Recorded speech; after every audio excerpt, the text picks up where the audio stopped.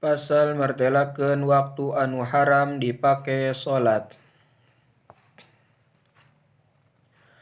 Haram salat dina jero 5 waktu lamun henteu aya sabab anu tangtu. Hiji waktu mata poe keur bijilna sahingga sakadar satumbak luhurna. 2 waktu tengah-tengah langit pisan salian Jum'ah hingga mengkol kaluan.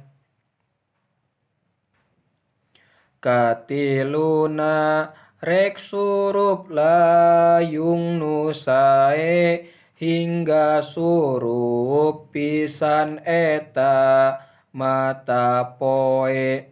4 ba'da salat subuh kalimana ba'da salat asar eta sampurnana.